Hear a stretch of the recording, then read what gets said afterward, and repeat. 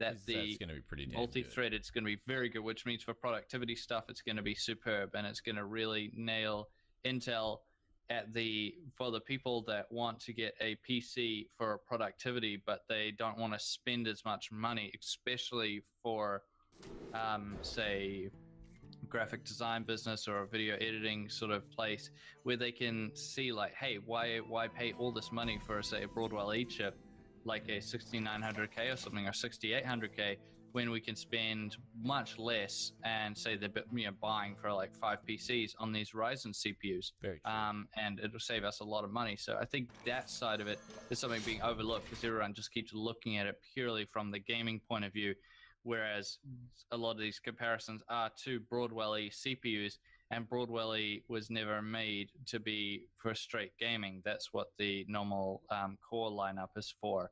So that's what I think is kind of interesting. 6 cores is kind of, for me, it's becoming the new norm. Then again, I do a lot more than I guess the average person would do, but 6 cores and 12 threads is what I need. And if it's got that same IPC as Broadwell-E, then damn, it's pretty much the same as the 6800K. But then you've got the 8-core 16-thread coming out, which is going to be absolutely huge. I mean, the dual channel thing, as Wendell explained before on the show, it's for consumers, like even people doing workstation-style things, dual channel is going to be more than enough. But I did hear a rumor about the memory controller being slightly behind. So even though the IPC gains are good and whatnot, the memory controller is apparently a little bit laggy. So that's one thing that's coming out. I mean, you won't be able to see for sure until we get the chips and do the full range of benchmarks through them. But one thing's for sure is it's looking like Jar Jar Binks has been helping out AMD Team Red.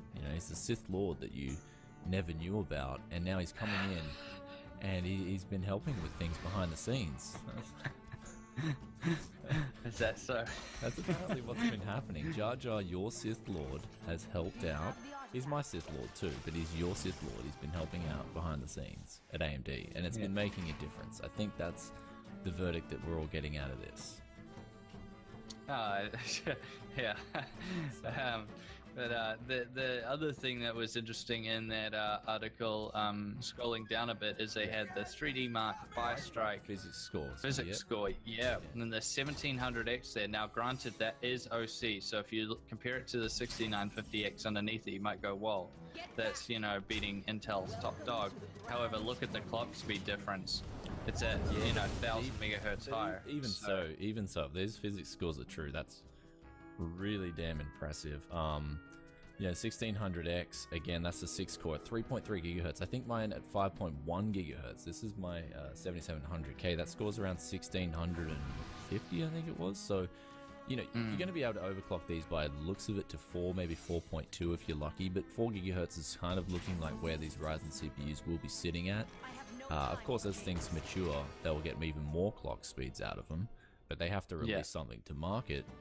But this is really good news, and apparently the Ryzen CPUs are going to be out in the market for the next 3 years, so you can see that they're just going to say, okay, here's the same product, but the clock speeds will just get better and better as time goes by. So really impressive figures. I think, with this much leaks coming out, I think it's safe to say that this CPU is going to be impressive, I think at the very least, I think I definitely agree with that. I think my prediction right now, and I've thought about this a lot, Intel will still they will still have the fastest single-threaded CPUs in regards to KB like the 7700K. Just right. But I think by a little bit, not by a huge amount, maybe by I don't want to give out numbers, but I just think they'll retain that spot. So I think people will be able to argue back. Intel fans will be able to say, hey, they're still the top. And that will be true in terms of single-threaded performance, which is technically what gamers are going to want. So you're going to want that single-threaded performance.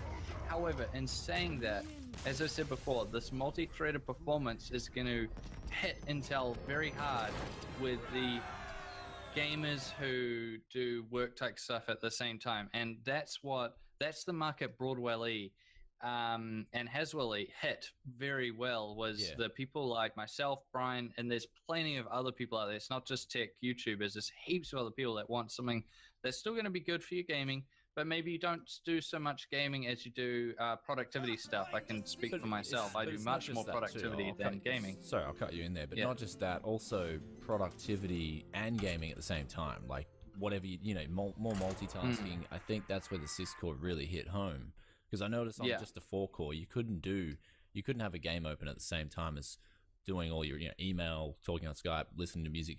You would get a performance dip, as opposed to the 6-core 12 threads. You wouldn't get that. So yeah. So that's the interesting thing, is that I think that's where they're going to really.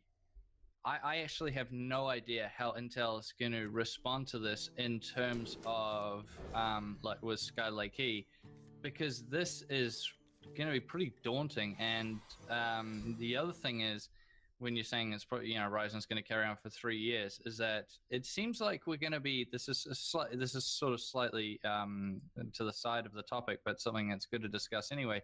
It seems like we're going to be on 14 nanometer for quite some time.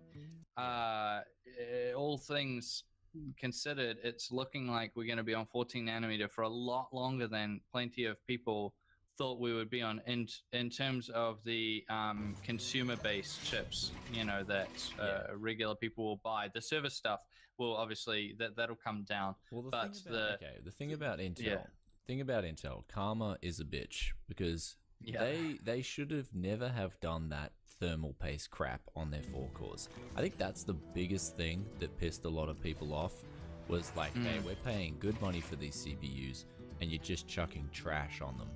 I think that was the downfall, how they responded to that, how they just kept doing it. They didn't care. And basically that was their attitude towards their consumers who are buying their products. We don't care about you. Here's thermal paste on your chips. Your overclockable 4-core beast. Just chuck shit on it. So that's why AMD is gaining a lot of sentiment now, because they've got a good product in the pipeline, but also that they're not doing that to consumers. I think Intel. I agree. Yeah, and I think in a day and age where we're all linked in via social media, wouldn't it be a better strategy from a company standpoint to take care of the consumer rather than screw them over? I mean, just saying, Intel, maybe that's something you guys want to think about at the headquarters, because when you start screwing over the consumer and it's visibly, visible, people are going to react. People are going to get pissed off, especially when you're charging $350 for a CPU and you're putting just trash on the bloody thermal paste. So I was a little bit disappointed. That's the most shocking thing of all, is the fact if they release Kaby Lake, because all it is basically is high clock speeds and a few other minor things, but they should have put better thermal paste on, so they can say, hey, we got higher clock speeds, but also we've redone the thermal paste to make it better. But in which case, they just seem to have done the opposite. They raised the clock speeds and made the thermal paste worse. And this is something I think, something that people aren't discussing at all, is AMD, all in the past, has run soldered down lids. And I would imagine that will continue to be the case with Ryzen. And that's what you want to see, because that's very, very good. You should get quite good temperatures that way. And that's also going to hurt Intel, I think, a lot, that these Ryzen CPUs, if we're basing it off AMD in the past, will have quite good temperatures, given the TDPs as well, not being obscenely high, especially in relation to Broadwell E. Coming in at, like 95 watt TDPs, as opposed to Broadwell E's 140 watt. That's quite, it's considerably less. Although Broadwell E isn't known for having temperature problems like Kaby Lake is. My 6900K is, not a very hot running CPU, but TDP is just a figure, really. It is, but it's good to mention. It gives you an idea, anyways. I mean, obviously, something that has a 95 watt TDP to something that had a 225 watt TDP is a pretty big change. If like the 9590 compared to Ryzen. Well, that's it. I mean, I'm liking the figures. I'm loving what we're seeing out of this, but we will talk about it a little bit later because we don't want to make it the AMD show. Something interesting that came up to me was how Toshiba has lost $6 billion, and basically how this relates to tech is that we could see Western Digital acquire Toshiba soon, because they're acquiring everything lately. They acquire HDST and all these other companies. So Western Digital are on a roll. Toshiba, apparently, Georgia and South Carolina, their nuclear division, under Westinghouse electrical subsidiary. Apparently that's had a big write-down, like massive write-down. So what we're seeing here is a company that's really in an exposed position due to poor mismanagement, all the usual drama, people not doing their job properly, and it's a huge write-down apparently. And they had an accounting scandal going on as well a few years before that. So apparently Toshiba's in disarray. I think that's the word to use. Complete disarray over at Toshiba. And we all know that they do have their hard drive division, SSD division, flash memory division. So that looks like they're saying in this article that it could be up for sale soon. So who do you reckon will buy that? My money's on Western Digital. Who do you reckon will buy that? Yeah, that would be the most likely, I would say. Yeah, I mean, is the capital there though at Western Digital?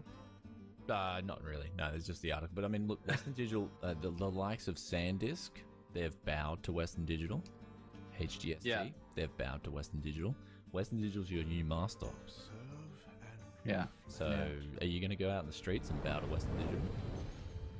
I don't think so. Oh, well, I think people, well, no, but I think the people in the comments will want to see you go out on the street, your girl can film you, and you just bow down and say, Western Digital, my master. I think the comments will want to see that. I think my neighbors would be like,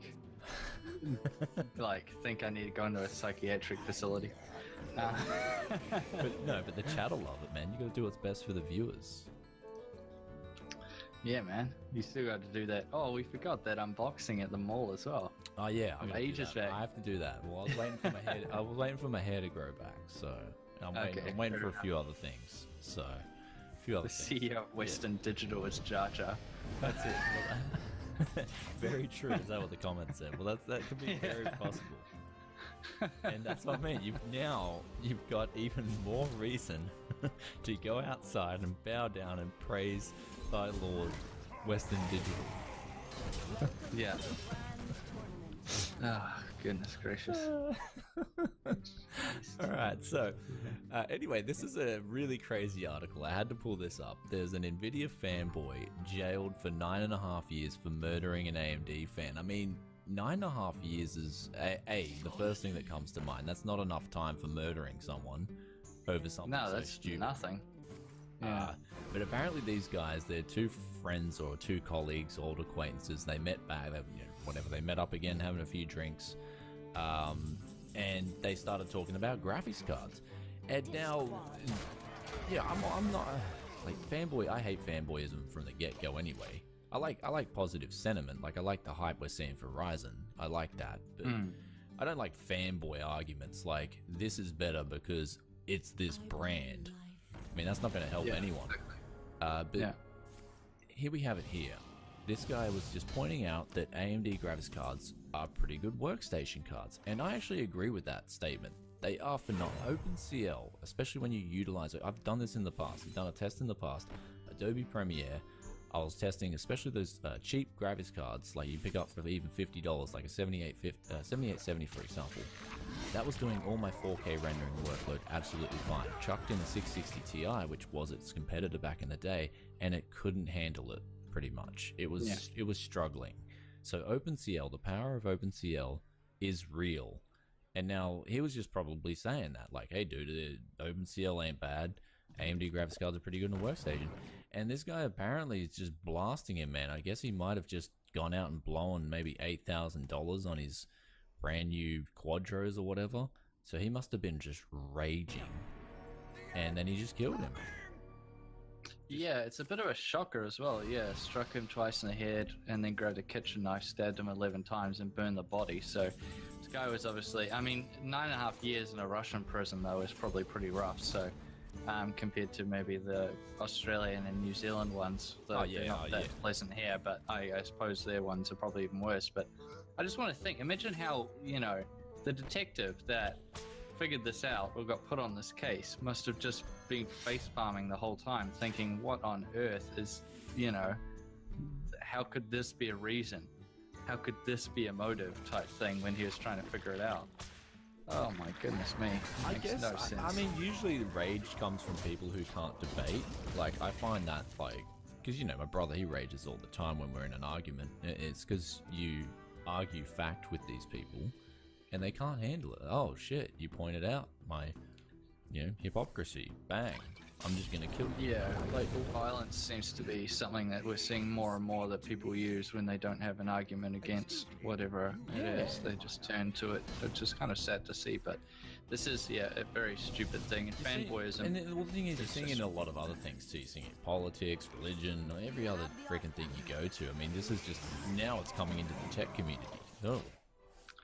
Yeah, it's just stupid, but I've always said, you know, you shouldn't be being a fan of a certain company. That's fine if that's what you want to be, but at the end of the day, we should always just care about what's the best, you know. Like, I'm not a fanboy for any company. I just care about what's good, you know, and so should you guys. What's the best value for money? If it turns out to be Intel, or it turns out to be AMD, or it turns out to be Nvidia, or whatever the thing is, you should just buy whatever's best. Don't buy for the brand. Buy because, oh, this one has the features I want, the performance I want, at the price that's better than the competitor. Okay, then you just buy that one. You don't go, oh, I'm going to spend all this extra money on this other brand just for brand loyalty. But I think nowadays what are you being loyal for? I think that's the new trend. Nowadays, just like, look, I'm going to go out and buy this CPU because it's AMD, and that's it.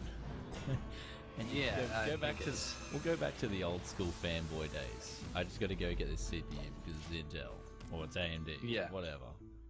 I think that's what's going to turn into. No, I think it's very silly. But bring back the blind fanboy. Bring it back. Oh no! We have to make it go away. We have to bring back the blind fanboy.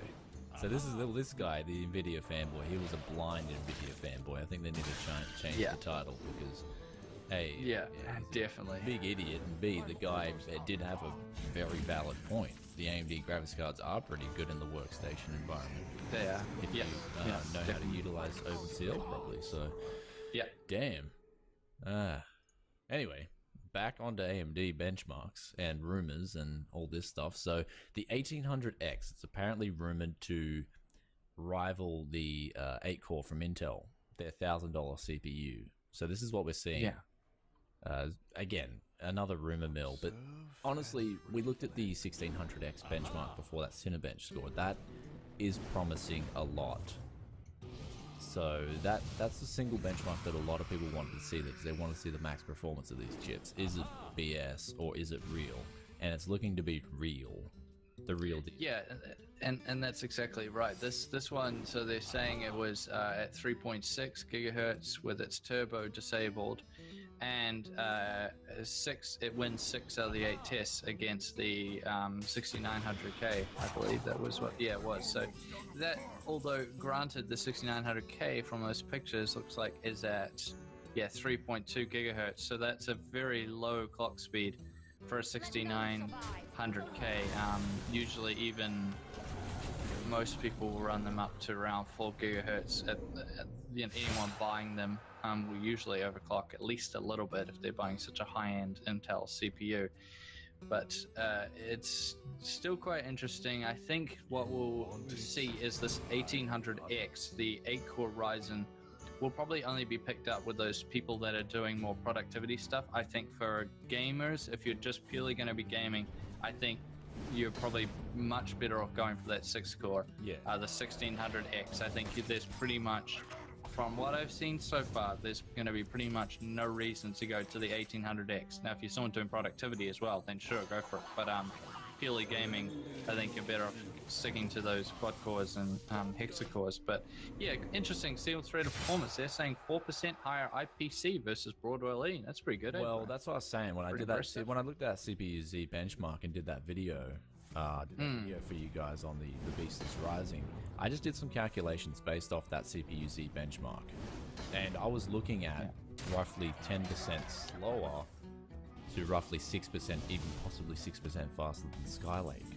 and Kaby Lake. So that's just based off the benchmark. Again, really just theory crafting stuff. But you're starting to see the more benchmarks are leaked and the more you do those calculations, the more that's where the ballpark's sort of getting to. It's actually really damn competitive. More competitive than I thought it would be. Much more competitive. It's actually Intel's dropped the ball in a few different ways. They've let AMD have the chance to catch up, and now AMD are catching up. Yeah, and it seems like Intel was woefully unprepared for Ryzen coming out because they have such a horrendous CPU launch like Kaby Lake right before your competitors bringing out all their hot new CPUs. All that bad press doesn't seem to have, isn't a very good idea. But yeah, the 6-core Ryzen, like the 1600X with a B350 motherboard, which compared to Z270, it's coming in at a vastly lower price point.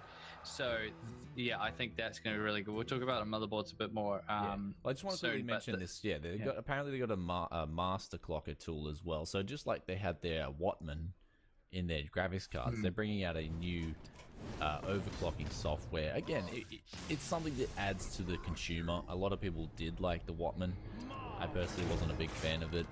Again, I'm not going to be a big fan of software. I like to get my overclocks perfect in the BIOS. Yeah, I'm the same. Yeah. So there's going to be a few different things out there, but this is just another one of those pieces of software that's rumored to be coming out. It's rumored to be helping you guys overclock your AMD CPUs if you're going to go with Ryzen. I think a lot of people are. I mean, for me, like I said before, it's going to be exciting regardless, right? Ryzen is going to be really exciting because this is going to be something new. So the new motherboards, new settings, new overclocks on new CPUs that behave differently than Intel CPUs, which is all we've got for the last how many years. So this is what's bringing so much excitement as well. It's not just the fact that it is a competitive, or it could be a very competitive product, but it's also the fact that it's something new. Like yeah. Praise something fresh that people will be interested in. Yeah, I think it is. That's exactly right. Praise Jar Jar. Praise Jar Jar. Jesus. Yeah, praise. So this guy's he's making things work behind the scenes. So he's doing work. So yeah, motherboards. But let's get on with these motherboards. There is just a heap. This article is actually really good. So WCCF Tech, they've been pulling out some really good articles lately. I mean, I've been reading a lot of this stuff. They're sort of, I think they've tamed themselves from going overhype and just saying, okay, here's what we've got. This is the rumors. I mean, there's still that #1 rumor source, but I like the direction they're taking lately. So we've got here the titanium. I've got the titanium motherboard here at the moment. That's going to be a really solid motherboard. That'll be like the best. That'll be the duck's nuts, the best of the best. Then you've got here the crosshair formula. That looks like it's the Zeus's big bad boy.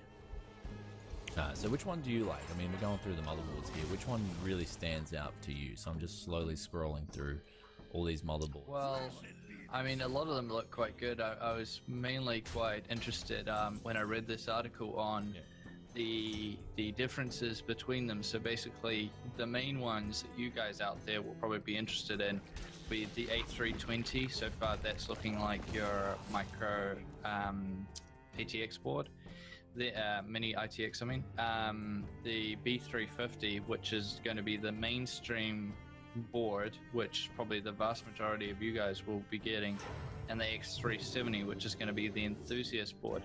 The difference between the B350 and X370 just seems to be that the X370 just has more of everything, and a little bit more PCIe 2 lanes apparently, a little bit more USB 3, a little bit more of a little bit more of a little bit more. So more 10 phase power compared to the 6 phase, and a few other things. So that'll be the one for the enthusiasts who are going to be going crazy with overclocking. Also, the people running SLI or Crossfire setups will want to head that way as opposed to the B350. But for the people that are running just a single graphics card, they're not going to be going absolutely crazy with overclocking. You can still overclock on the B350, but it'll be for the people that are, they still want to, but they're not going to go crazy with it. I still think the B350 is pretty damn cool because it's got that legacy PCI slot on there. So my favorite picks, I'm loving this MSI B350 Tomahawk. This thing looks incredible. It looks amazing. It just looks different. I like what they're doing with that. Looks really different. Also, ASRock, when I looked through here earlier, ASRock did have a really cool B350 board. That the Pro 4, that's right, the Pro 4. So, I mean, there's just so many boards on this article. It's pretty cool. Pro. There we go. Look at that. That is Pro. They're using the battery in the O. I love that. It's original. I know that looks like a really nice board, and the estimated pricing right now, apparently B350 is going to start at what they say, $70 US, although that will be for quite a very basic motherboard. Oh, that'll be for some of these more heat sink. Yeah, you wouldn't want to overclock on the bare bones. If you're going with a 6-core, for example, you do want to pay maybe, I'm looking at around $100 board that's got a solid, VRM on it. Mainly it's got a solid VRM, that's it. So but that Pro 4, for example, the one you were just looking at, they're not sure what price point it's going to be coming in at, do they? But I would imagine that would be, for the American viewers out there, about $110 US, I would imagine. Do you think that's fair? 110, I think 100 flat for the Pro. 100 flat? Yeah. B350 Pro 4, that'd be a deal, eh? Well, that's what I think. Yeah, and it's looking like it's got the same VRM as the gaming K4. You got to remember the B350 is going to be the cheaper chipset. Not only is it going to cost less for the board manufacturers to license the chipset from AMD, but they're also putting less on the board to begin with anyway. So you can see that those savings are going to come through to the consumers. So the Pro 4 has always been that decent midway board that's got a decent VRM, it's got decent onboard audio, decent NIC. Who knows? It looks like they might be using an Intel NIC. Whatever. It's going to be an awesome board for the money. That's going to be my pick. 6-core, cookie cutter overclock, cookie cutter build. I think that's what it's going to be looking like. I think the Tomahawk, you're going to be paying a little bit more cosmetic tax on that board from the looks of things. Just saying. You're going to be paying a little bit more cosmetic tax there. One of my English is gone. Okay, cosmetic. Okay. I think the other one that looks quite good. I'm turning Kiwi, man. Cosmetic ticks. Jeez, don't start this again. The one I thought was interesting out of this list, it was about halfway down the page, is the Gigabyte X370 Aorus Gaming 5. That looks awesome. I think that thing is going to be... Right now, we're going down. It's going to be a beast, I reckon.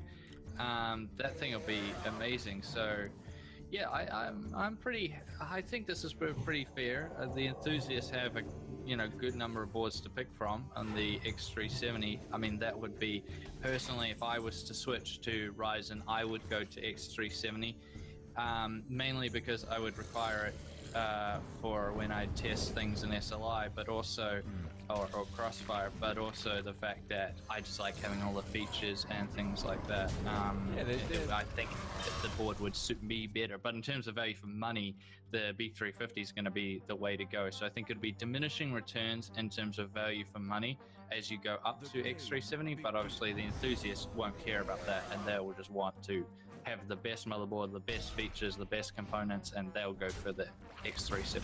I actually like their B350 MD too. That looks like it's going to be a budget card. Now you just grab yourself a top-down cooler with a massive fan on it, and you get yourself VRM cooling for nothing. Yeah. So, because the 6-core is going to be a pretty, it'll be a little bit power hungry. So you're going to want to have a reasonably big cooler. This is the thing, right? With coolers, do you think a 212 is going to cut it for a 6-core 212 Evo? My guesstimate's slightly no. If you want to be getting those 24/7 high overclocks and not have to worry about will this cooler be getting sort of can it handle the heat? I'm going to say the 212 would be great for the 4-core, but maybe the 6-core, that's when things will start getting a little bit too much for that little bad boy. So, that's your popular go-to reference air cooler on the budget is the 212 Evo. So, and I heard rumors of Animax bringing back a T50. I never know why Animax stopped the T40. That was my favorite air cooler of all friggin' time. People who had the T40 will attest that A, it kicked ass, B, it was just amazing value for money. So why did Animax ever stop the T40? They brought in this cut down, cheaper version, but they charged the same money for it. I love the original T40 formula. That was just the best air cooler. That would have handled a 6-core, possibly even the 8-core, absolutely fine. because it handled my 6-core Haswell 5820K perfectly fine. I mean, it was pushing it just a little bit, but still, it was a solid cooler for the money. So, missed that cooler. I missed the T4. Yeah. I think the other thing that we've sort of glossed over a little bit is we've been comparing these to their own lineup, like the X370 compared to the B350. But for those of you out there that are comparing this to, say, Z270, yep.